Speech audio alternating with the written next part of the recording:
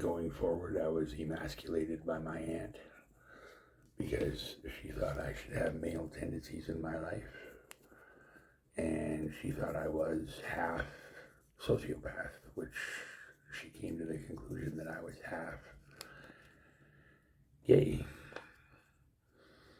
And because I had certain tendencies due to the fact that I had been hypnotized when I was a kid and developed them over an extended period of time, because I was constantly this unsure little child, because I had been hypnotized back to when I basically regressed to before puberty. And at Compass House, I ended up having my moment of clarity and figuring out that indeed I am not a homosexual. After much deliberation, the truth finally comes out. I already knew the truth. I just never had any confidence in enough of a voice to say, hey, this is not right. And I had been given tendencies from Joe, who happens to actually be a fucking fruit fly, that, well, he did his thing and then I did mine. But what I mean by that is he hit on me while I was up at his house. He's probably been using male hookers down at the Gospel Mission. And Joe Brown is gay through and through. And by you stating any of this, it only lends credence to the fact that, again, I've got to work to prove myself wrong. I mean, what is it really? Is it the fact that I don't grab a woman and act jealous? Is it the fact that I've been through domestic violence? Is it the fact that I was completely and utterly emasculated by my former ex?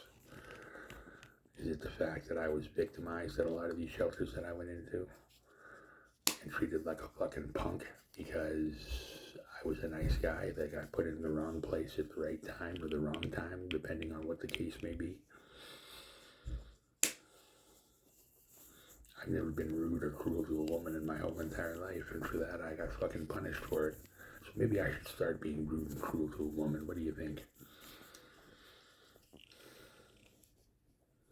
You have a lot of nerve, and that is the honest truth. This is a huge trigger for me, and it's something that I'm not willing to accept very easily. Not that I am, but that people continue to tell me or address me in this fashion. I've had it with this shit. I've 100% had it with this shit, and all you want to do is scramble my head so I can't fucking think. And so you can get away with manipulating me and fucking me over. And that is the God's honest truth right there. And what this boils down to is, even if we do get together, you're going to be wondering in the back of your head, oh, is he or is he lying? Because he might be a sociopath, and sociopaths lie on a regular basis about who they are and what they're about. And let me tell you something, darling. I don't lie about who I am and what I'm about. And if anybody should know I had that moment of clarity at Compass House, that would be you. And now what?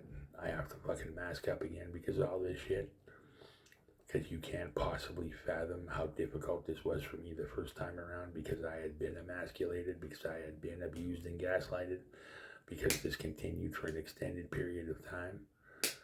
Meanwhile, Joe is gay and told me that he had a sexual relationship with a 13-year-old girl. That and his daughter scream signs of fucking abuse. So again, by doing this, the only thing you're realistically doing is setting back my progress by about 5 or 10 years, and how following my dreams is ruining my life. Who told you to say that, by the way? And what should I do exactly? Should I just sit here and waste away and wait to be fucking condemned to death? Am I allowed to do anything at all, or do I just have to listen to everybody else's fucking suggestions? Dehumanization, objectification.